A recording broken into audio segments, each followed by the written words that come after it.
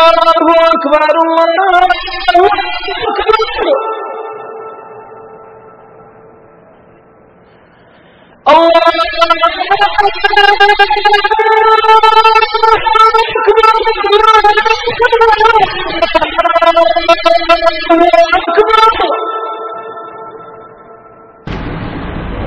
إن الحمد لله نحمده ونستعينه ونستغفره ونؤمن به ونتوكل عليه ونعوذ بالله من شرور أنفسنا ومن سيئات أعمالنا من يهده الله فلا مضل له ومن يضلل فلا هادي له وأشهد أن لا إله إلا الله وحده لا شريك له وأشهد أن محمدا عبده ورسوله أما بعد.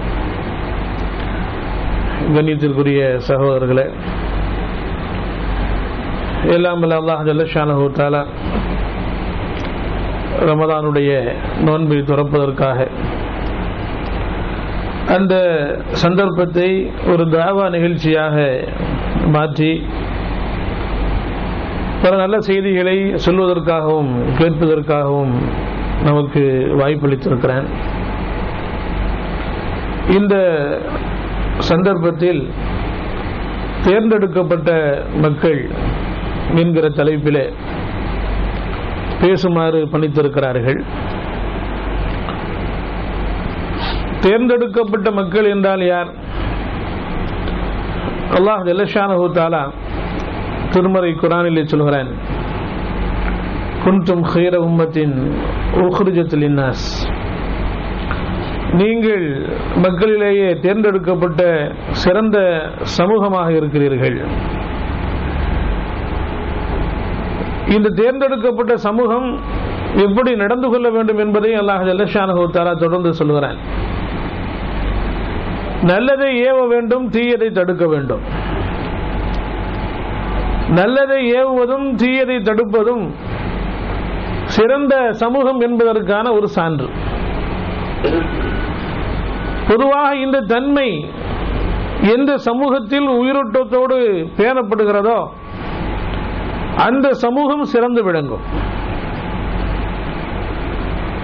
அல்லாஹ் ஜல்ல ஷானஹு தஆலா குறிப்பிடுகிற போது திருமறை குர்ஆனிலே வல் முஃமினூன வல் முஃமினாத், முஃமினான ஆண்களும் முஃமினான பெண்களும் பஅதுஹும் அவுலியாஉ பஅத், ஒருவருக்கொருவர் உற்ற துணைவர்கள். யஅமுரூன பில் மஅரூஃபி வ யன்ஹவுன அனில் முன்கர், எந்த வகையில் உற்ற துணைவர்கள்? நல்லதை ஏவுவார்கள், தீயதை தடுப்பார்கள் என்று அல்லாஹ் ஜல்ல ஷானஹு தஆலா சொல்லி காட்டுகிறார். மூமினான ஆண்களும் சரி மூமினான பெண்களும் சரி ஒருவருக்கொருவர் உற்ற துணைவர்களாக இருக்க வேண்டும். அதாவது நல்லதை ஏவ வேண்டும், தீயதை தடுக்க வேண்டும் என்று சொல்கிறார். இப்படி ஒரு கூட்டம் நம்மிலே இருக்க வேண்டும்.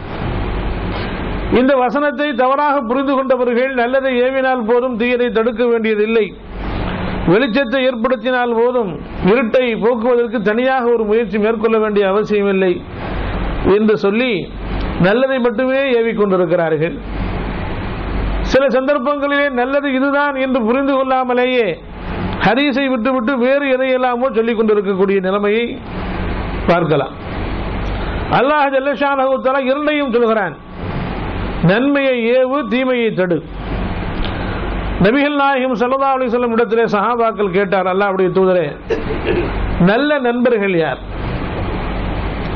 நல்ல நண்பர்கள் யார்? ஏனென்றால் நல்ல நண்பர்கள் என்று நாம் யாரையும் முடிவு செய்ய முடியறதில்லை. நம்மோடு மிக பாசமாக நேசமாக நடந்து கொள்பவர்களை பற்றி நாம் பார்க்கிறோம். ஒரு கட்டத்திலே அவர்கள் நடித்தவர்கள் நமக்கு தெரிகிறது. நல்லவர்களைப் போல அவர்கள் நடித்திருக்கிறார்கள். மிக நெருக்கமாக நம்முடைய ஊனிலே உறக்கத்திலெல்லாம் பங்கு பற்றியவர்கள் சில சந்தர்ப்பங்களிலே விஷமிகளாக மாறிவிடுவதை பார்க்கிறோம். நமக்கெல்லாம் அதற்கான ஆதாரங்கள் பட்டியலிட்டு சொல்ல வேண்டிய அவசியம் இல்லை, நன்றாகவே தெரியும். பத்திரிகைகளை படிக்கக்கூடியவர்களுக்கு நன்றாகவே தெரியும். நேற்றைய சகாக்கள், முன்னாள் சகாக்கள் என்றெல்லாம் இன்னும் நாம் சொல்லிக் கொண்டு இருக்கிறோம். எவ்வளவு நெருக்கம்!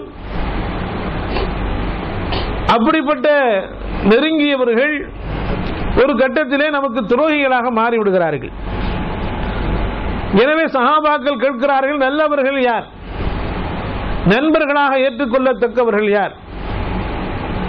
நபிகள் நாயகம் ஸல்லல்லாஹு அலைஹி வஸல்லம் அவர்கள் சொல்வார்கள், அல் மரு அலா தீனி கலீலிஹி, ஒரு மனிதன் அவனுடைய நண்பனின் மார்க்கத்தில் தான். Show your friend show you, உன்னுடைய நண்பனை நீ காட்டி நான் உன்னை வர்ணிக்கிறேன் என்று ஆங்கில பழமொழி ஒன்று உண்டு. உன் நண்பன் யார் என்று சொல், உன்னை நான் சொல்கிறேன் என்று பொருள். இவன் தான் என்னுடைய நண்பன் நீ சொன்னாய் என்று சொன்ன அவனுடைய கேரக்டர் முழுவதுமாக உன்னிடத்தில் இருக்கும் என்பதை நபிகள் நாயகம் ஸல்லல்லாஹு அலைஹி வஸல்லம் அவர்கள் சொல்கிறார்கள். எனவே நல்ல நண்பர்கள் வேண்டும். அப்படி நல்ல நண்பர்களை எப்படி அடையாளம் காணுவது? நண்பர்களாகத்தான் இருக்கிறார்கள், திடீர்னு ஆளை காணல, நீண்ட இடைவெளிக்கு பிறகு என்னப்பா அவனை ஆளை பார்க்க முடியலையேன்னு கேட்டா, இப்பதான் நீ இந்த நெட் கனெக்ஷன் எடுத்துட்டியே என்கிறேன். அப்ப நெட் கனெக்ஷனுக்காக வேண்டி நட்பு.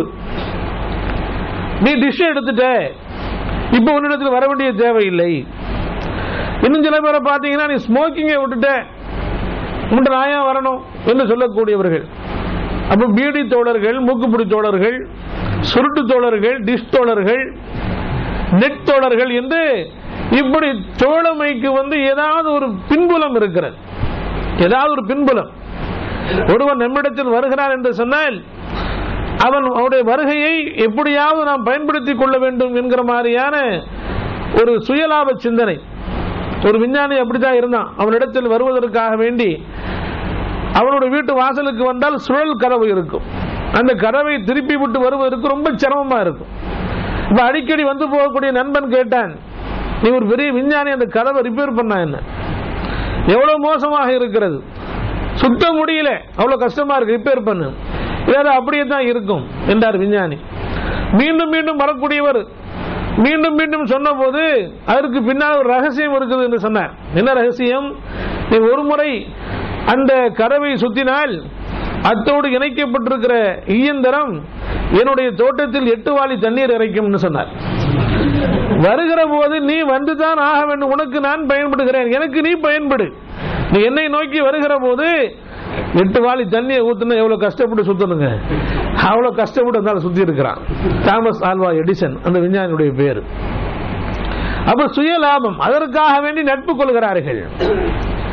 ஆனால் இவர்களை தரம் பிரித்து அறிய வேண்டும் என்று சொன்னால் என்ன சிம்டம்ஸ், அவருடைய அடையாளங்கள் என்ன என்று பெருமானார் ஸல்லல்லாஹு அலைஹி வஸல்லம் கேட்கும்போது நபி ஸல்லல்லாஹு அலைஹி வஸல்லம் சொன்னாங்க, நீ நன்மை செய்யாது இருக்கிற போது நன்மை செய்ய ஏவுகிறானே அவன், நீ தீமை செய்கிற போது உன்னை தடுக்கிறானே அவன் என்று பெருமானார் ஸல்லல்லாஹு அலைஹி வஸல்லம் சொன்னாங்க. நன்மை செய்யாது இருக்கிற போது நன்மை செய்ய ஏவ வேண்டும், அவன் தான் உண்மையான நண்பன். நீ தீமை செய்கிற போது நீ செய்கிற தீமையை சுட்டிக்காட்டி தடுக்க வேண்டும், அவன் தான் உண்மையான நண்பன் என்பதை பெருமானார் ஸல்லல்லாஹு அலைஹி வஸல்லம் சொன்னார்கள். பண்பு சகோதரர்களே, இன்னைக்கு எப்படி நடந்துகிட்டு இருக்குது? எப்பா உன் ஃப்ரெண்டு தானே, அவன்கிட்ட கொஞ்சம் தௌஹீதை பத்தி எடுத்து சொல்லக்கூடாதா அப்படின்னா, அவன் தோளுக்கு மேல வளர்ந்தவன் தோழன், அவன்கிட்ட சொன்னோம்னா நட்பு பாதிக்கும். இந்த நட்பு என்னது சாதிக்குது? அப்புறம் நீ தௌஹீதை எடுத்து அவனுக்கு சொல்ல, யாம் பெற்ற இன்பம் பெருகையும் வையகம் என்கிற தாராள மனதோடு நடந்து கொள்ளவில்லை என்று சொன்னால், உன்னுடைய நண்பன் நரகத்திற்கு போக நீ மட்டும் சொர்க்கத்திற்கு போக வேண்டும் என்று விரும்புகிறாயா? உண்மையில் அவன் மீது உனக்கு அக்கறை இருக்கிறது என்று சொன்னால் எடுத்து சொல். நம்ம சகோதரர்கள் எதை சொன்னாலும் அதுக்கு ஒரு காரணம் சொல்லுவார்கள். ஏன் அந்த சின்ன பையன் இப்படி நடந்துகிட்டு இருக்கிறான், அவனுக்கு கொஞ்சம் எடுத்து சொல்லக்கூடாதா? சின்ன பையன் அப்படிதான் இருப்பான், அவன்கிட்ட போய் பேச முடியுமா என்பார்கள். நபிகள் நாயகம் ஸல்லல்லாஹு அலைஹி வஸல்லம் மடியில் இருந்த ஒரு தோழர் சொல்லுகிறார், நபிகள் நாயகம் ஸல்லல்லாஹு அலைஹி வஸல்லம் முன்னாடி வைக்கப்பட்ட சோறு, சாப்பாடு வைக்கப்பட்டிருக்கிறது. சோறுன உடனே இந்த சோறான்னு கேட்டுறாதீங்க. ஆனா இன்னொரு விஷயம் இருக்கிறது, பெருமானார் ஸல்லல்லாஹு அலைஹி வஸல்லம் அவர்கள் பயன்படுத்திய தமிழ் வார்த்தை சோறு. நபிகள் நாயகம் ஸல்லல்லாஹு அலைஹி வஸல்லம் பயன்படுத்திய சோறுங்கிற வார்த்தை பெருமானார் ஸல்லல்லாஹு அலைஹி வஸல்லம் பயன்படுத்தி இருக்கிறார்கள். புகாரியில் ஹதீஸ் இருக்கிறது.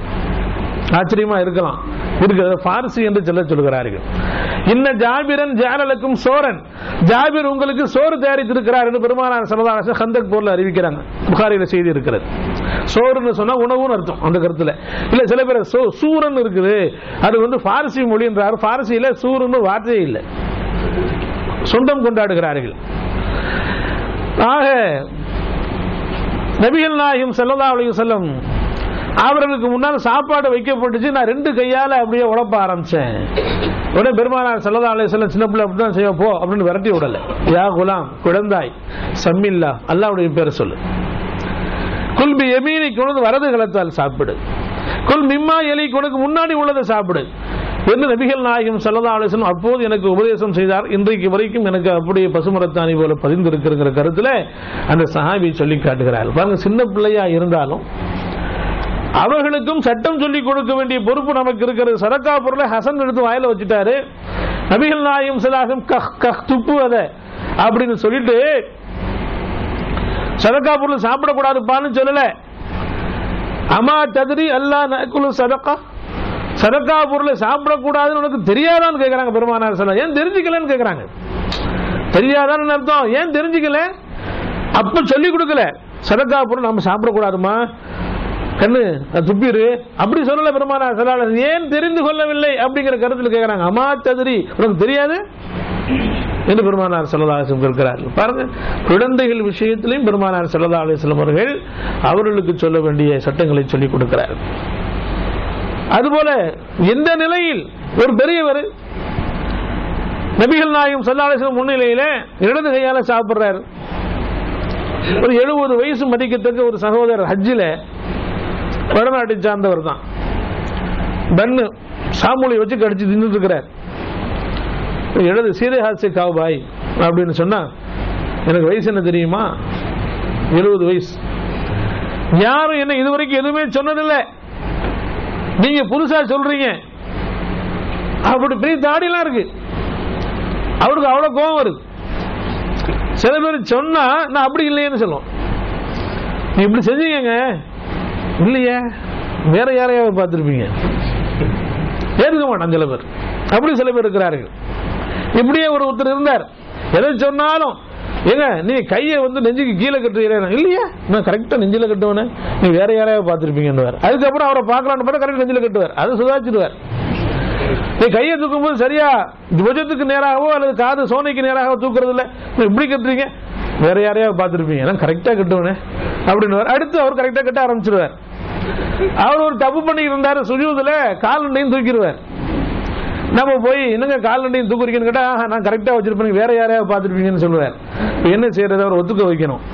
ஓ ஏங்க சுஜூதுல கால் நண்டையும் தூக்கணுமே, நீங்க கீழேயே வச்சுக்கிட்டு இருக்கிறீங்க அப்படின்னு. நீங்க வேற யாரையாவது பார்த்திருப்பீங்க, நான் தூக்கிடுவேனேன்னாரு. மோனே உன்னதான் தேடணும், வா என்ன தூக்க கூடாது, காலை கீழே வைக்கணும், விரல்கள் கிபிலாவை நோக்கி மடக்கப்பட்டிருக்க வேண்டும் அப்படின்னு. சரி சரி போங்க நான் பாத்துக்கிறேன் அப்படி சில பேர் அப்படி இருக்கிறாங்க. இன்னும் இவன் நம்மள சொல்றது அப்படிங்கிற மாதிரி. சில பேர் எப்ப சாப்பிட்டு இருக்கும் போது சாப்பிடு, பலஜலம் கழிக்கும் போது சாப்பிடாத, ஒன்னு எக்ஸ்போர்ட் பண்ணு அல்லது இம்போர்ட் பண்ணு அப்படின்னு சொன்னா, ஏன் அதை முக்கி சாப்பிட உனக்குன்னு இருக்குங்கிறான். அதிக பிரசங்கித்தனம். இப்படி சில பேருடைய நிலைமை இருக்கிறது. அப்போ நல்லதை ஏவுவதும் தீயதை தடுத்து எல்லா கேட்டகரியிலையும். சில சந்தர்ப்பங்கள் ஆடம்பரமா இருப்பான், சந்தோஷமா இருப்பான், அவனை போய் ஏன் ஆடம்பரத்தில் இருக்கிற, ஏன் விரயம் பண்றேன்னு போய் கேளுன்னு சொன்னா சந்தோஷத்தில் இருக்கிறான், இப்ப சொல்லக்கூடாது. சில பேர் சோகத்தில் இருப்பான், சோகத்தில் எப்படி ஒப்பாரி வைப்பான். ஒருவர் இறந்ததுனால ஒரு இலக்கியவாதி இறந்துட்டார், இன்னொரு இலக்கியவாதி கவிதை எழுதுறான், இரங்கல் பாவம். என்ன இளங்கருப்பா, ஓ இஸ்ராயேல் ஒரு மலக்கில்லை, அது ஒரு விஷயம். ஓ இஸ்ராயேலே, உமது உயிர்பறி பட்டியலில் அச்சு பிழைகள் அதிகம் இருப்பதால் அதை அரசுக்கு அனுப்பி சரிபார்த்துக்கணும், ப்ரூஃப் பார்க்கணுமா. அவர் கையில வச்சிருக்க ஒரு லிஸ்ட், அந்த லிஸ்ட்ல இவர் யாரை ரொம்ப விரும்பினாரோ அவர் இறந்து போயிட்டார் இல்லையா, அவர் பேர் அதுல இல்ல, நீ தப்பா இருந்தாலும் உயிரை வாங்கிட்டப்பா, நீ அரசுக்கு அனுப்பி ப்ரூஃப் பாரு அப்படின்னு எழுதுறான். என்னப்பா அது சமயம் ஒரு வாதமே என்ன இப்படி சொல்றீங்கன்னு கேட்டதுக்கு, அது கலை நுணுக்கத்தோட பாருங்க, என்னுடைய கவலை, அது கவலையை வெளிப்படுத்தின. இஸ்ராயேல குறை சொல்றது மலக்க குறை சொன்னாங்க அப்படின்னு பாக்காதீங்க, அது மார்க்க கண்ணாடி போட்டு பாக்காதீங்க, கலை கண்ணாடி போட்டு பாருங்கள் என்று சொல்லுகிறாரு. அப்ப இப்படி அவன்கிட்ட போய் சொன்னா துக்கத்தில் இருக்க, அவன்கிட்ட போய் இப்படி சொல்ல முடியும்.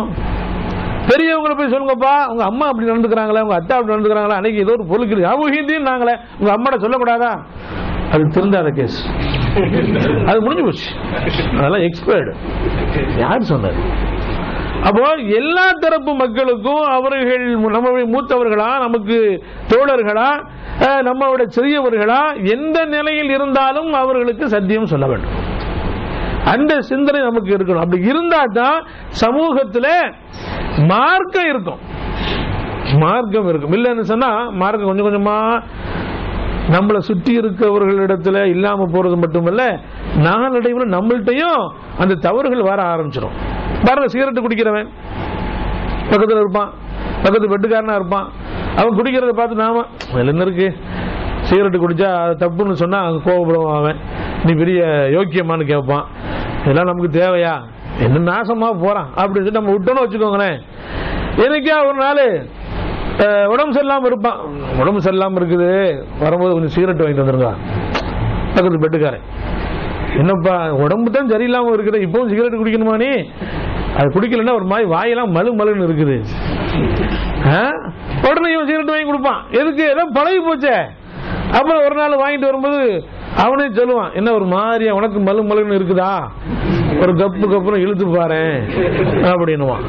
அது சோகமா இருப்பான். புண்பட்ட நெஞ்சை போய் விட்டு ஆத்து அனுபவிச்சு பாரியா, குடிச்சு பார்ப்பான், இருமுவான். அனுபவத்தை சொல்லல, கேட்ட செய்திகளை சொல்றேன். அப்ப அவன் இரும்ப ஆரம்பிச்சவன இவன் பார்ப்பான். அப்படிதான் ஆரம்பத்தில் அப்படிதான் இருக்கும். சரியா வந்து ஒரு குடி பாட்டரா குடிப்பானோ. ஆக தீமையை நாம எப்போ முழுமையா உணர முடியும்னா, நாம அது தீமைன்னு சொல்லிக்கிட்டே இருந்தா தான். இது தீமை, இது தப்பு, இது குற்றம். பாருங்க, வரதட்சணை பத்தி சமூகத்தில் பேசப்படவே இல்லைன்னு சொன்னா சாதாரணமா எல்லாரும் வரதட்சணை வாங்குறான். நேற்று ஒரு சகோதரர் சொன்ன, என்னங்க நோன்பு திறந்துட்டு தொழுவு போகக்கூடிய ஒரு கூட்டம் இருக்குது, அதோட ஒரு பெரிய கூட்டம் வெளியே நின்று அடிச்சுக்கிட்டு இருக்குது. என்னடா விட்டதெல்லாம் பிடிக்கிறாங்களாம். சகர்ல குடிச்சதுங்க. நான் எத்தனை பாக்கெட் அடிக்கிற ஆள் தெரியுமா? Chain smoker. இல்ல பெருமையா இது, நான் செயின் ஸ்மோக்கர். பதில் போர்ல ஈடுபட்டு வீர தியாகி மாதிரி என்ன சொல்றான். நான் எத்தனை பாக்கெட் அடிப்பது தெரியுமா? ஏதோ ரமலானுக்காண்டி விட்டு வச்சிருக்கிறேன், அதுல ஒரு பாதியாவது நம்ம குடிச்சிட வேணாம், இல்லைன்னா உடம்பு என்னத்துக்கு ஆகும் அப்படின்னு சொல்லி நோன்பு திறந்த பிறகு அடிக்கிறது. அப்புறம் தொழுகையெல்லாம் உங்களுக்கு அதை பத்தி எல்லாம் பொருட்படுத்துதலே கிடையாது. அப்புறம் சகோதரர் சொன்னாரு, சிகரெட்டு தப்புன்னு நீங்க சொல்றீங்க, இங்க யாரும் அந்த மாதிரி எல்லாம் ஒன்றும் கருதலையே, சிகரெட்டு தப்பான விஷயம் யாருமே பேசலையே என்று அவர் சொல்லுகிறார். அப்படி நாளடைவில் என்ன ஆயிரும் அப்படின்னா, வேலி வந்து கொஞ்சம் கொஞ்சமா மேயப்படக்கூடிய நிலைமைக்கு வந்துச்சுன்னு சொன்னா பயிரும் மேயப்படும் ஒரு கட்டத்தில். அப்ப அந்த மாதிரி ஒரு சூழல் வந்து விடக்கூடாது. அதுக்கு அதாவது நல்லதை ஏவுவதும் தீயதை தடுப்பதும் யாருக்கோ செய்யற உதவின்னு நினைக்காதீங்க, உங்களுக்கே நீங்கள் செய்கிற உதவி. உங்களுக்கே நீங்க செய்யற ஒரு ஒத்தட்ட போய் எப்பா தஹஜ்ஜுத் தொழு அப்படின்னு சொன்னா நீ மட்டும் தொழுவாம இருக்கிறேன்னு அவன் கேட்பானா இல்லையா? அப்ப நாம சொல்லும் போது நாம ஒழுங்கா நம்மளை திருத்திக் கொள்ள வேண்டும். அதுதான் தேர்ந்தெடுக்கப்பட்ட சமூகத்தினுடைய தன்மை. அல்லாஹ் ஜல்ல ஷானஹு குர்ஆன்ல சொல்றான், மன் அஹ்ஸனு கௌலன் மிம்மன் தஆ இலல்லாஹ். அல்லாஹ்வின்பால் அழைக்கிறவனை விட, அல்லாஹ்வின்பால் அழைக்கணும். அல்லாஹ்வின்பால் யார் அழைக்க முடியும்? ஏற்கனவே அல்லாஹ்வுடைய வழியில் இருப்பவன் தான் அழைக்க முடியும். நீ அந்த வழிக்கு போ அப்படின்னு சொன்னா நீ எதுக்கு வெளியே நிக்கிறேன்னு கேட்பானா இல்லையா? கேட்பான்.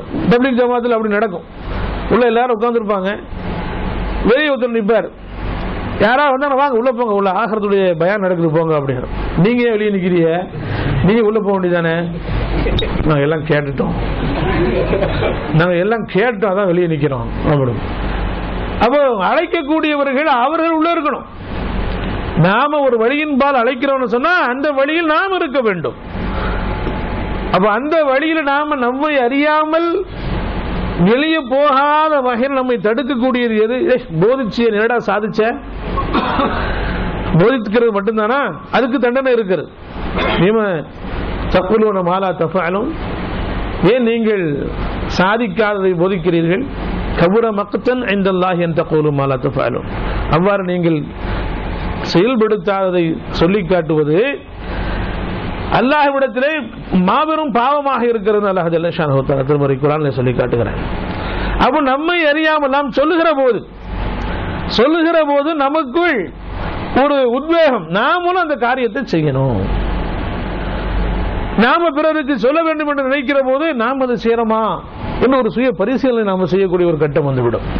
இப்ப நாமளும் செய்யணும், அடுத்தவரை ஏவ வேண்டும். நாம செஞ்சாலே அவனுக்கு அது போதும். நாம செயல்படும் போதே அதை பார்த்து அவன் என்ன செய்வான், ஒரு தடவை 2 தடவை 3 தடவை பார்த்துட்டே இருப்பான், 4வது தடவை நாமளும் செய்வோம் அப்படிங்கிற முடிவுக்கு வந்துடுவான். அதுதான் பெரிய எஃபெக்டிவ். நாம் போர்டு வைக்கிறதை விட, நாம சொல்லி காட்டுவதை விட, நம்முடைய நடத்தைகள் மூலமாக நாம் அழைக்கிறோம் இல்லையா, அது மகத்தான அழைப்பு, சிறந்த அழைப்பு. அது அல்லாஹ் ஜல்ல ஷானஹு அடுத்து சொல்றான், மிம்மன் தஆ இலல்லாஹி வ அமில சாலிஹன், சாலிஹான அமலையும் செய்தால்.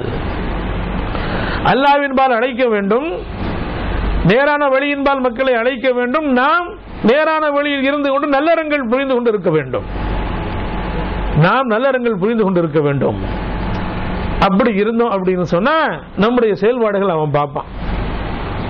நம்முடைய செயல்பாடுகளை பார்க்கிற போதே அவனுக்கு ஒரு பெரிய முன்மாதிரி கிடைக்கும். நாமும் அவரை போல ஆகிவிடுவோம், நாமும் அவரை போல செயல்படுவோம் என்ற முடிவுக்கு வந்து விடுவான். இஸ்லாத்துக்கு வரக்கூடிய சகோதரருக்கு நாங்கள் சொல்லுவோம், இஸ்லாத்துக்கு வரக்கூடிய சகோதரருக்கு அடிப்படை விஷயங்களை சொல்லிக் கொடுக்கும் போது, இஸ்லாத்தை பற்றி நீ புரிந்து கொள்ள வேண்டும் என்று சொன்னால் முஸ்லீமை பார்க்காத, இஸ்லாத்தை பற்றி நீ தெரிந்து கொள்ள வேண்டும் என்று சொன்னால் டெக்ஸ்டை பாரு, குரானை பாரு, ஹதீஸை பாரு, உள்ள தாய்மொழியில பாரு. அதை விட்டு முஸ்லீம்கள் அவர்கள் சரியா செய்யறாங்க அப்படின்னு நினைக்காத. முஸ்லீம்கள் மூலமாக இஸ்லாம் பெரும்பாலும் கிடைக்கிறது இல்லை, இஸ்லாம் பெரும்பாலும் கிடைக்கும். எனவே முஸ்லீமை நீ ஒரு ரோல் மாடலா நினைக்காத அப்படிங்கிற உபதேசத்தை மன கஷ்டத்தோட சொல்லுவோம். அவனுக்கு ஷாக்கா இருக்கும், என்ன முஸ்லீமை பார்த்து இஸ்லாத்தை புரிஞ்சு கொள்ள கூடாதா, என்ன புதுசா ஒரு கதை போடுறீங்க நான் கேட்பான். உண்மை, வட்டி வாங்குற முஸ்லீம் இருப்பான், சில ஊர்ல வட்டி மூசானே சொல்றான். மூசாங்கிற பேர் எப்படி வட்டியோட சேர்ந்துன்னு தெரியல, என்ன ப்ரூஃப், என்னையே தெரியாதுன்னு சொல்றாங்க. அவன் சொல்றது பொய் அப்படிங்கறத நீங்க எல்லாத்தையும் விசாரிங்க. அப்ப கூப்பிட்டு விசாரி, என்னங்க, ஆமாங்க ஒரு நல்ல பழக்கமான பாய் தான், எல்லாத்துக்கும் அறிமுகமான பாய், அவர்கிட்ட நல்ல பழகி இருக்கிறாரு, அவரு எனக்கு ஆளே தெரியாதுன்னு சொல்றாரு, பொய் சொல்றாரு மாதிரி தெரியுது, இவர் கொடுத்தா நாங்க பார்க்கல, ஆனா ஆளே தெரியாதுன்னு சொல்றது பொய். அப்ப என்ன பண்ணாலும் ஒரு சீட்டு எழுதி ஃபாதர் கையில வச்சுக்கோ, யார்ட்டையும் கொடுக்க, நீ படிக்க கூடாது, நீ கொண்டு போய் நேரம் அந்த கிறிஸ்துவ சகோதரன் கொடு, அந்த பொருள் உனக்கு கிடைச்சிடும். உடனே நமக்கு பொருள் கிடைச்சா போதுமே, படிச்சு நம்ம மனப்பாடம் பண்ண போறோம், காசை வச்சுக்கிட்டு சுருட்டி கொண்டு போய் அவர்கிட்ட கொடுத்தாரு. அவன் படிச்சு பார்த்தான், உடனே உள்ள போனா பேக் ஒன்று கொடுத்தான், இந்த வச்சுக்கொண்டான். என்னடா இது, நம்மளுக்கு யோசனை, தாயத்துக்கு எடுத்து பண்ணிருப்பானோ, மந்திரிச்சிருப்பானோ, படிக்க வரக்கூடாதுன்னு சொல்லிட்டானே, படிச்சு பார்த்தா கொஞ்சம் அது பழிக்காம போயிருமோ என்னன்னு தெரியலையே. போய் ஒரு ஃபாதர்கிட்ட போன, ஃபாதர் நீ என்ன எழுதுனீங்கன்னு கேட்டான். ஏன்பா அவனுக்கு என்ன பேக் கிடைச்சதா? கிடைச்சது. நீங்க என்னதான் எழுதுனீங்க சொல்லுங்களேன். அது சொல்ல வேண்டிய அவசியம் இப்போ இவன்ட்டு எப்ப என்ன எழுதப்பட்டிருந்துச்சு, உனக்கு தேவையில்லை, பேக் தானே உனக்கு தேவை, கிடைச்சா இல்லையா போ. என்ன அஸ்மா அஸ்மா எழுத சொல்லுங்கப்பா, வேற எங்கேயாவது யூஸ் பண்ணிக்க வேணாம், அப்படி நம்மளுக்கு அப்படித்தானே புத்தி போகும். அவன் அப்படி கேட்கிறான். எதுக்கு எடுத்தாலும் தாயத்து, எதுக்கு எடுத்தாலும் தாயத்து போறான். அப்ப அவன் கேட்ட உடனே அவன் சொன்னா, கண்டிப்பா சொல்லி ஆகணுமா? ஆமா.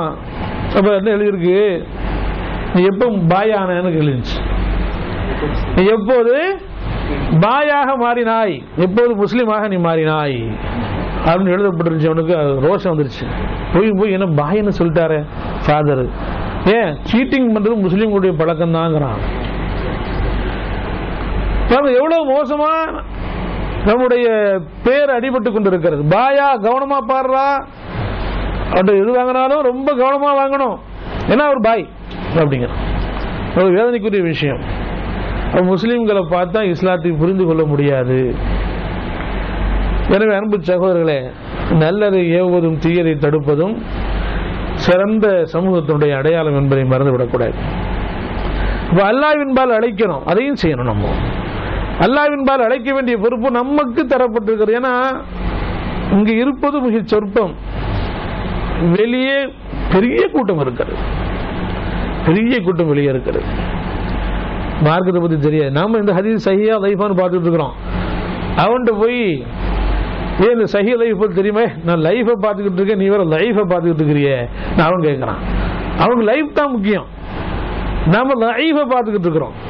இது சஹீஹான ஹதீஸா லைஃபான ஹதீஸா, அது சம்பந்தமான கருத்து பரிமாற்றங்கள்ல பார்க்கிறோம். நெட்ல மார்க்க சம்பந்தப்பட்ட தகவல்கள் இன்னைக்கு நமக்கு அப்டேட் ஆகிட்டே இருக்குது. மற்றவர்களோ நெட்ல வேற வேற விஷயங்களை அப்டேட் பண்ணிக்கிட்டு இருக்கிறாங்க. அப்ப அல்லாஹ் ஜல்ல ஷானஹு நம்மளை தேர்ந்தெடுத்திருக்கிறான், அவருக்கு நன்றி செலுத்த வேண்டாமா?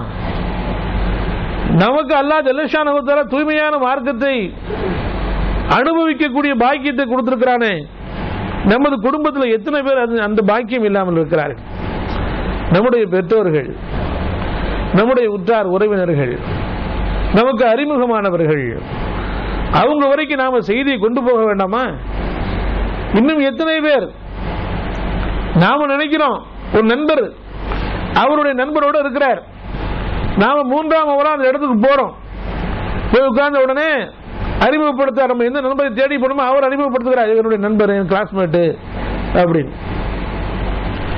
நாம என்ன செய்யறோம், அங்க போன உடனே ஏற்கனவே நாம சந்திக்க போன நண்பர் தௌஹீத்வாதிங்க அப்படி நினைக்கும் போது இவரும் தௌஹீதா தான் இருப்பாருன்னு ஏதாவது செய்தியை பேசுறோம். உடனே அதில் முகம் சொல்லிக்கிறேன், இங்கேயும் வந்து ஆரம்பிச்சிட்டீங்களா, கொஞ்சம் ஃப்ரீயா வந்து குடும்ப விஷயங்களை பேசிட்டு போலான்னு பார்த்தேன் அப்படிங்கிறார். அந்த நண்பர்கிட்ட எங்க என்ன இவரு தௌஹீத் இல்லையா, தௌஹீதை பத்தி அவர்கிட்ட பேசுனீங்களா, இவன் தௌஹீதை பத்தி அவர்கிட்ட பேசுனீங்களா, இல்ல ஆரம்பிச்சாரு, ஏங்க நீங்க அவரே என்ன தேடி வந்திருக்கிறாரு மன கஷ்டத்துல, நீங்க இன்னும் கஷ்டப்படுத்துறீங்களா, என்ன கஷ்டப்படுத்துறேன், தௌஹீதை பத்தி பேசுறது கஷ்டமா, நீ மூதேவி ஒன்னும் சொல்லாம இருந்திருக்க இது வரைக்கும், நான் ஒரு செய்தியை சொன்ன உடனே உனக்கு அவ்வளவு கோபம் வருது.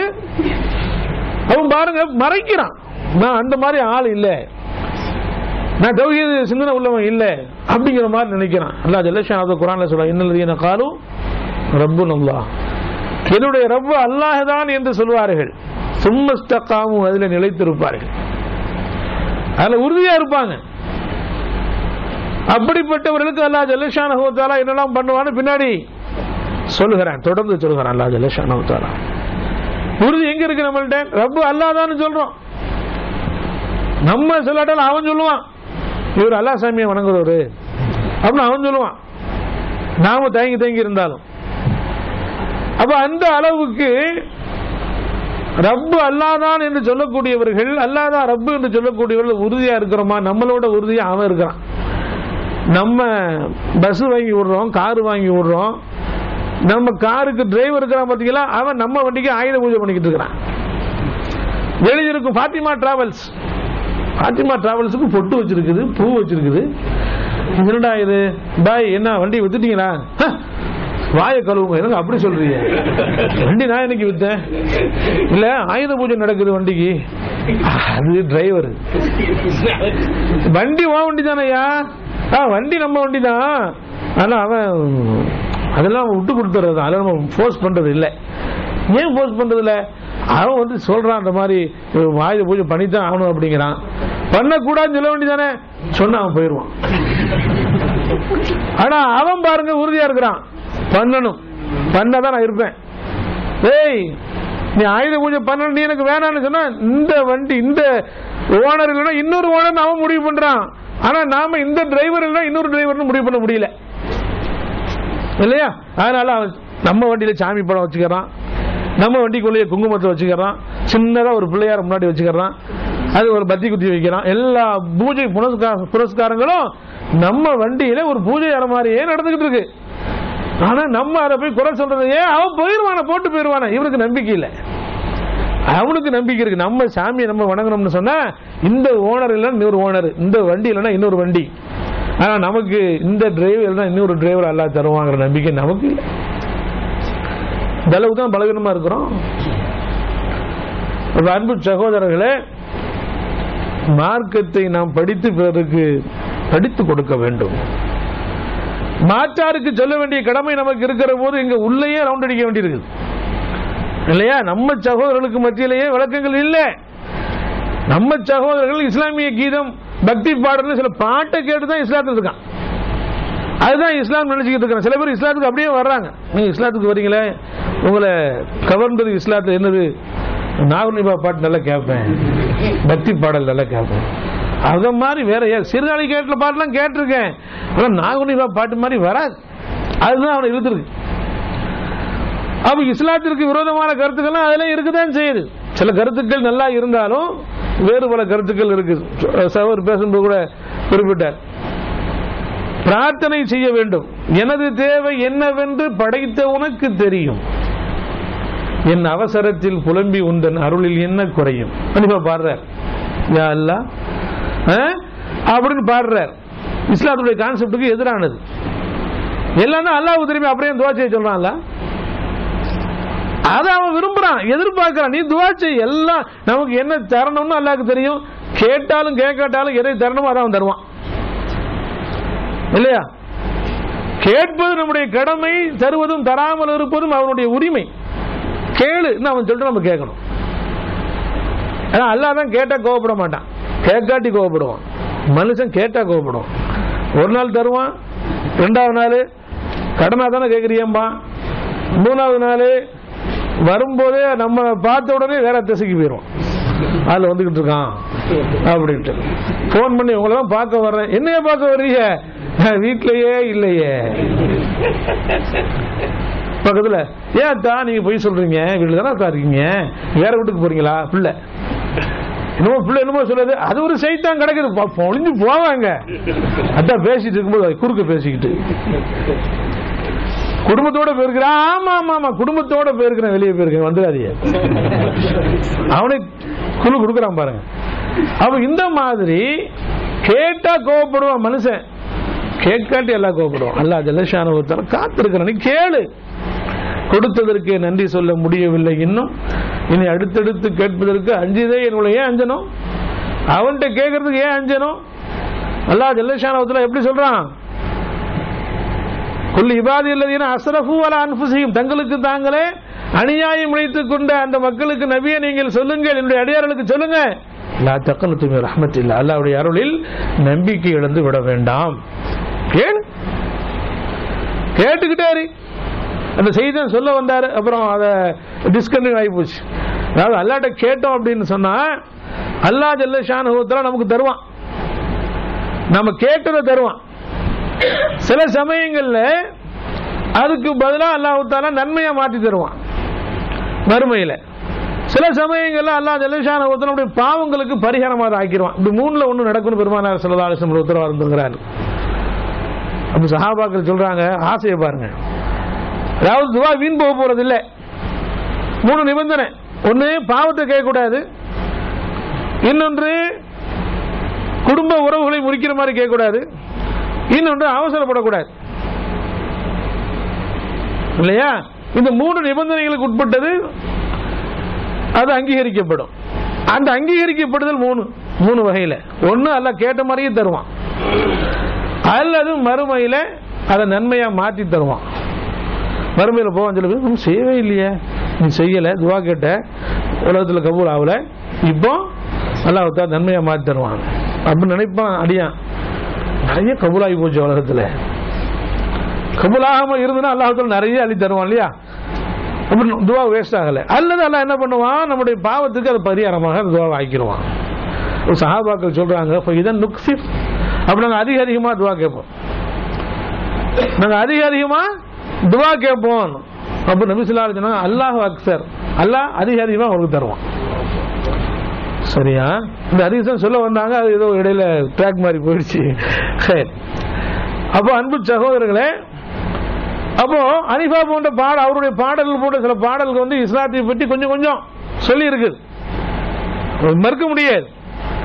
வருகையில் இறைவேதம், வருகையில் நபி போதும், இருக்கையில் நமக்கு என்ன தயக்கம், தௌஹீத் பாடல் இது. குர்ஆன் ஹதீஸ் மட்டும் போதுங்கிறார். நம்ம சொன்னா அடிக்க வர்றான், அவரு சொன்னா ரசிச்சு கேட்கிறான். வித்தியாசம் புரிகிறது இல்லை. இறையின் வழியும் நபியின் வழியும் இருக்கும் போது கவலை இல்லை இல்லை இல்லை இல்லை அப்படிங்கிறாரு.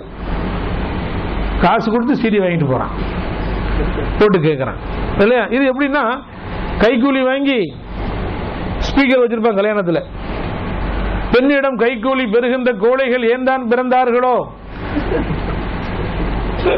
இல்லையா?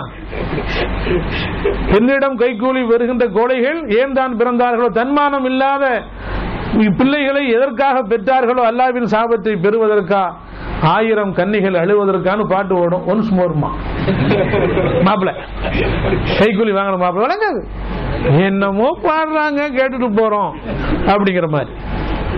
அப்போ இஸ்லாத்தை பற்றி அறிந்து கொள்வதற்காக வேண்டி சில பாடல்கள் இருந்தாலும் தவறான செய்திகள் முதல்ல இருக்குதுங்கிறத பற்றி பிரிச்சறிய முடியல நம்ம சகோதரர்களுக்கு. அப்போ சத்தியம் அது பரப்பப்பட வேண்டும். சத்தியமான விஷயங்களை மக்களுக்கு எடுத்து நாம சொல்லணும். தீமை எதுவோ அதை நாம் தடை எந்த கட்டத்தில் இருந்தாலும் மன்றா மின்கும் முன்கரன் பெருமானார் ஸல்லல்லாஹு அலைஹி வஸல்லம் சொன்னாங்க. நீங்கள் தடுக்கப்படத்தக்க விஷயத்தை கண்டால், உங்கள் யாராவது கண்டால் ஃபல்யுகையிர்ஹு பியதிஹி, கையால தடுங்க. இல்லம் யஸ்ததி ஃபபிலிசானிஹி, கையால தடுக்க முடியல, அந்த அளவுக்கு பவர் இல்லையா, நாவால தடுங்க. இதெல்லாம் தப்புப்பா, அதெல்லாம் செய்யாதீங்கப்பா, குற்றம் சொல்லுங்க. இல்லம் யஸ்ததி, அதுவும் முடியாதா ஃபபி கல்பிஹி, இதயத்தால் அதை வெறுங்க. தாலிக அத்அஃபுல் ஈமான், அதான் ஈமானுடைய கடைசி படித்தரம். என்ன பண்றான், நிக்காஹ்ல போய் உட்கார்ந்துக்கிட்டு அங்க அல்லாஹும்ம அல்லி பைனஹுமா கமா அல்லஃப்து பைன உட்கார்ந்துருக்கான். என்னங்க உட்கார்ந்துருக்கிறீங்க, தப்பான துவா. அப்படி ஏன் சபைக்கு வந்த, சபைக்கு வராம இருக்கணும்ல, மௌனம் சாதிச்சு யாரும் சத்தம் போட ஆமீன் சொல்லாம இருந்தேன். நீ சபைக்கு வந்தாவே அங்கீகாரம் தானே இருக்கு. ஒண்ணு அதை தடுக்கணும், அதெல்லாம் செய்யாதீங்க எந்திரிச்சு போங்க அப்படின்னு சொல்லு. வாயால் தடுக்க முடிஞ்சா தடு, இல்லைன்னா அந்த சபைக்கு போவாத. அதை விட்டு போட்டு நம்ம சகோதரர்கள் நிறைய பேர் ஏகத்துவ சிந்தனையில் இருக்கிறவங்கள சொல்றேன், தெளிவா இருப்பாங்க இருக்கிற வரைக்கும். ஊருக்கு போனோட மனைவி, ஏங்க இந்த பொட்டல்புதூருக்கு போயிட்டு வந்துருவோமே, இந்த ஆத்தங்கரைக்கு போயிட்டு வந்துருவோமே, காசிப்பட்டினத்துக்கு நாகூருக்காவது ஒரு விஷயத்தை அடிச்சு வந்துருவோமே. சண்டாளி, இது சிறுக்கான விஷயம்.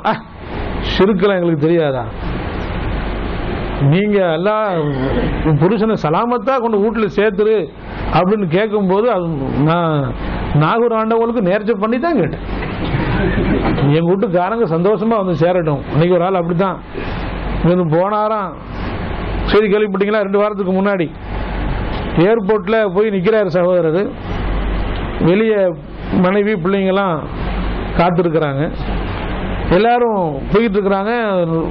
இவர் வரவே ரொம்ப லேட் ஆயிடுச்சு. லேட் அரைவல் ஆகி எல்லாரும் வந்துட்டாங்களே, அந்த பிளைட் வந்துருச்சு, அதுக்கப்புறம் ஏன் வரல அப்படின்னு அதிகாரி வந்து, யாருமா யாருடைய மனைவி சொந்தக்காரையா நிக்கிறீங்களா, நான் அவங்க மனைவி, என்ன விஷயம், மனசை திடப்படுத்திக்க. லக்கேஜ் எடுக்கும் போது ஹார்ட் அட்டாக் வந்து இறந்துட்டார். பிள்ளைங்க டாடியை பார்க்கணும் நிக்குது, பாடியை கூட பார்க்க முடியல. 2 நாள் கழிச்சு தான் பாடியை கொடுத்தாங்க, 3 நாள் கழிச்சு. அன்பு சகோதரர்களே, நம்ம எல்லாம் ஏற்பாடு பண்ணி ஊருக்கு அனுப்பி வைக்கிறோம், காசு அனுப்பி வைக்கிறோம், எல்லாம் நீண்ட நாட்கள் வாழணும் அப்படிங்கிற மாதிரியான நமக்கு ஆசையெல்லாம் நமக்கு இருக்குது. அதை அனுபவிக்கிறதுக்கெல்லாம் நமக்கு வாழ்க்கையை கொடுப்பானாங்கிறதுக்கு எந்த உத்தரவாதமும் கிடையாது இல்லையா. அவ்வளோ ஷார்ட் நம்முடைய மரணம். அதான் பெருமானார் ஸல்லல்லாஹு அலைஹி வஸல்லம் பஹரிலிருந்து பொருள் வந்துச்சு அப்படிங்கிற சிந்தனை தொழுகையில வந்து, தொழுகை முடிச்சோன்னு என்ன செஞ்சாங்க, சகோதரர் சொன்னாங்க, துவா ஓதணும், தஸ்பீஹ் செய்யணும் சொன்னாங்களா இல்லையா. தஸ்பீஹ் இப்படி தான் செய்வான், நம்மால் இப்படி செய்வான், ஒரு சுபான்லாம் கூட சொல்ல முடியாது. சுபான்லாம் எப்படித்தான் 33 அதுக்குள்ள சொல்லலாம்னு தெரியல, அவ்வளவு வேகமா. நபி ஸல்லல்லாஹு அலைஹி வஸல்லம் தொழுதோம் இல்லை, எப்போ துவா செஞ்சுட்டு இருப்பாங்க, திக்ர் செய்வாங்க, தஸ்பீஹ் தஹ்மீத் தக்பீர் தஹ்லீல்லாம் செய்வாங்க. உடனே ரூமுக்குள்ள போனாங்க, அறைக்குள்ள போனாங்க. என்ன வித்தியாசமா இருக்குது சொல்ல வந்த உடனே, என்ன இல்லை தொழுது கொண்டு இருக்கிற போது பொதுமக்களுக்கு சேர வேண்டிய பொருட்கள் இருப்பதை நான் ஞாபகத்துக்கு வந்துச்சு, உடனே கொண்டு வந்து அதை விநியோகம் பண்ண வேண்டும் என்பதற்காக தான் வேகமாக போனேன். என்ன அர்த்தம், அதை விநியோகம் பண்ணுவதற்கு முன்னால் ரூஹெல்லாம் நம்மளை எடுத்துருவானோ, நம்மளை அடைச்சிருவானோ. வீடு கட்டுறோம், இங்கிருந்து எத்தனையோ வீடுகளை கட்டுறோம், அப்படி பிளான் இப்படி பிளான், எப்படியா செஞ்சா அது இடிச்சு அப்படி பண்ணு இப்படி பண்ணு, மார்பிள் போடு, இந்த கலர் பெயிண்ட் அடி, அது இது எல்லாம் செய்யறோம். போய் அந்த வீட்டை நுழைய முடியுங்கிறதுக்கு உத்தரவாதம் இருக்குதா? சுலைமான் அலைஹிஸ்ஸலாத்துக்கே இல்லையே. பிரம்மாண்டமான கட்டிடத்தை கட்டி கொண்டிருந்த, பைத்துல் முகத்தை கட்டிக்கிட்டு இருந்த சுலைமான் அலைஹிஸ்ஸலாத்துக்கு அல்லாஹ் கொடுக்கலையே. பினிஷிங் ஒர்க் முடிஞ்சவன பார்க்கணும், கண்ணார காண வேண்டும்னு ஆசைப்பட்டு இருக்க மாட்டாங்க. ஒரு பாடி வச்சுதான் அல்லாஹ் ஜல்ல ஷானஹு தஆலா அந்த கட்டிடத்தை முடிச்சான். உலக ஆட்சி அதிகாரம் எல்லாம் கொடுக்கப்பட்ட ஒரு நபியுடைய நிலைமையே இது. நம்ம சொன்னா நம்ம மனைவி கேட்பாங்களானே நமக்கு தெரியல. இந்த லட்சணத்தில் நம்ம இங்கே அனுப்புன காசை அப்படியே இது பண்ணி நாம தான் இதை அனுபவிக்க போறோம் அப்படி நாம நினைக்கிறோம்னு சொன்ன அன்பு சகோதரர்களே, எந்த உத்தரவாதமும் கிடையாது. எனவே எண்ணி பாருங்கள், நமக்கு கிடைத்திருக்கிற அவகாசம் மிக சொற்பம். நான் அடிக்கடி சொல்லுவதுண்டு, ஒவ்வொரு சகோதரையும் பார்த்தோன்னே நலம் விசாரிக்கிறோம், நல்லா இருக்கிறீங்களா, எப்படி இருக்கிறீங்க விசாரிக்கிறோம். நல்லா இருக்கிறோமோ இல்லையோ அல்ஹம்துலில்லாஹ்னு சொல்றோம். நலமறி ஆவல், காலகாலமா போய் தானே சொல்லிட்டு இருக்கோம். அப்ப இந்த மாதிரிலாம் நம்ம சொல்லிக்கிட்டு இருக்கிறோம். அதே நேரத்தில் நமக்கு மரணம் இப்போதுதான் வரும், இத்தனாம் தேதி வரும் நமக்கு அறிவிக்கப்பட்டிருந்தால் ஒருத்தர் சந்திக்கும் போது நம்ம டேட்டை படி தான் விசாரிப்போம். உங்களுக்கு எப்பங்க டேட்டு, உங்களுக்கு எப்ப டேட்டு, ஒரு வருஷம் இருக்குதுங்க, உங்களுக்கு 8 மாசம், உங்க வீட்டில் எனக்கு புறம் இருப்பா எப்படி சொல்றீங்க, 12 மாசம் 13 மாசம், ஒரு வருஷமும் ஒரு மாசமும் அல்ல அதை அறிவிச்சு தரல. அதனாலதான் அவ்வளவு வேகம் ஓடிக்கிட்டு இருக்கிறோம் இல்லையா? அது பெரிய கயிறு. அது கொலை குற்றவாளிகள் காலை போய் சொல்றான், ஏய் 1 மணி நேரத்தில் உனக்கு மரண தண்டனை நிறைவேற்றப்பட போகுது, ஏதாவது கடைசி ஆசை இருக்குதா, எல்லாம் மறந்து போகும், உனக்கு எல்லாம் மறந்து போயிடும். பணமாயிடுறான் வெட்டப்படுவதற்கு முன்னாடியே. ஒரு கொலை குற்றவாளியை கொண்டு போய் வெட்ட போனாங்க. வெட்டுவதற்கு அந்த இதை வாசிப்பாங்க, இவன் என்ன குற்றம் செஞ்சா, இன்னாருடைய மகன் இன்னாரு இந்த காலத்தில் குற்றம் செஞ்சா இந்த ஆயத்து ஹதீஸ் அடிப்படையில் இவனுக்கு தண்டனை நிறைவேற்றப்படுகிறது சொல்லிக்கிட்டு இருக்கும்போது சையாஃப் வாழ உருவாரு, ஒரு போடு போடுவார், தலை தனியாக போயிடும். இது வாசிக்கும் போது கொலை செய்யப்பட்டவனுடைய வாரிசுல வந்து அவரை மன்னிக்கிறேன் அப்படின்ட்டான், அவரை மன்னிக்கிறேன் அப்படின்னு சொல்லிட்டான். சொன்ன உடனே கிட்டத்தட்ட இறந்து பிறந்தவன் போல அவன் இல்லையா? அவன்கிட்ட போய் சொன்னாயே உன்னை மன்னிச்சாச்சு, உனக்கு திரும்பி உயிர் கொடுத்த மாதிரி ஆகி போச்சு, நீ எழுந்துரு அப்படின்னா அவன் செத்து கிடக்கிறான். செத்து கிடக்கிறான உண்மையிலேயே செத்து மூர்ச்சையை போய் கிடக்கிறான், உணர்வு இல்லை அவன்ட்டு. அப்புறம் கையை காலெல்லாம் அவுத்து விட்டு கண்ணெல்லாம் அவுத்து விட்டு, ஆனால் கிட்டத்தட்ட அவன் கோமா ஸ்டேஜுக்கு போயிட்டான். அதுக்கப்புறம் ஹாஸ்பிட்டலில் கொண்டு போய் அவனை பார்த்து ஒரு 3 மாசத்துக்கு பிறகு அதுக்கப்புறம் அவன் விடுதலையானான். அவனை பேட்டி காணும் போது கேட்டு அவனுக்கு ஏதாவது குடிக்க கொடுத்தாங்களா, இன்ஜெக்ஷன் போட்டாங்களான்னு, இப்படிலாம் ஒன்றும் இல்லை. 1 மணி நேரம் டைம் சொன்னாங்க, ஏதாவது ஆசிரியர் யாரையும் செஞ்சு பேசணுமான்னு கேட்டாங்க. அதான் ஒன்றும் இல்லை, பிரச்சனை இல்லை அப்படின்னு சொன்னேன். ஏன்னா அவ்வளோதான் எனக்கு தெரியும். அதுக்கப்புறம் வந்து என்ன நடந்துச்சுன்னு எனக்கு ஒன்றுமே தெரியாது. அதுக்கப்புறம் என்ன குலுக்கி இது பண்ணியிருக்கிறாங்க எனக்கு ஒன்றும் தெரியாது. ஹாஸ்பிட்டலில் படுத்திருக்கும் போது தான் எனக்கு உணர்வு வந்துச்சு. என்னன்னு கேட்டேன், ஒருவேளை மறக்குகளோ, இவங்களாம் யாரும் தெரியலையே, நம்ம கபூரில் கிடக்கிறோமோ, இன்னொரு உலகத்துக்கு வந்துட்டோமோ அப்படின்னு எங்களுக்கு ஆச்சரியம். கேட்டேன் என்னன்னு கேட்டேன், இல்லைப்பா இந்த மாதிரி சம்பவம்னு சொன்னாங்க. அதுக்கப்புறம் என்னுடைய ஃபைல் முடிகிறதுக்கு ஒரு 3 மாதம், அதுக்கப்புறம் விடுதலை ஆகலாம்னு சொல்லியிருக்கிறாங்க. பாருங்க, சொன்ன உடனேயே ஆல்ரெடி அவன் டெத். இதுதான் நம்முடைய நிலைமை. எனவே அன்பு சகோதரர்களே, சொற்பமான அற்பமான வாழ்க்கை, அதன் நீள அகலம் எவ்வளவு என்று யாருக்குமே தெரியாது. எனவே அன்பு சகோதரர்கள், கிடைக்கின்ற இந்த சந்தர்ப்பத்தை நல்லா பயன்படுத்திக் கொள்ள வேண்டும். நன்மை ஏவது தீமையை தடுக்கிறதுல நமக்கு எந்த விதமான காசு பணம் செலவாகிறது இல்லை. ஆனால் நன்மை எப்படி தெரியுமா, ராயல்டி வந்துகிட்டே இருக்கும், ராயல்டி வந்துகிட்டே இருக்கும். சொல்லுங்க, நீங்க ஒரு ஆள்கிட்ட போய் எங்க இந்த மாதிரி தொழுங்க, இந்த மாதிரி காரியங்களை செய்யுங்க, சுன்னத்தான விஷயத்தை நீங்க பின்பற்றுங்க, நீங்க செய்யறது பிதத்து அப்படின்னு எடுத்து சொல்லுங்க. இந்த செய்தியை உள்வாங்கிட்டு, ஆஹா இது மாதிரி எத்தனை பேர் பிதத் பண்ணிட்டு இருக்கிறானே, அவனுக்கு நம்ம சொல்லுவோம், அவன் போய் சொல்லுவான். எம்எல்ஏ சொல்லலாம் இல்லையா, மல்டி லெவல் மார்க்கெட்டு, அதுல முயற்சி பண்ணி ஆளை காக்கா பிடிக்கணும். காக்காவும் பிடிக்க வேணாம், குருவியும் பிடிக்க வேணாம். நீங்க ஒருத்தனுக்கு சொல்லுங்க, அவன் பல பேருக்கு சொல்லுவான். எத்தனை பேருக்கு அவன் சொன்னாலும் அந்த ராயல்டி பூரா நமக்கு வந்துகிட்டே இருக்கு. நாம் மரணித்து விட்ட பிறகும் கூட அது தொடரும்.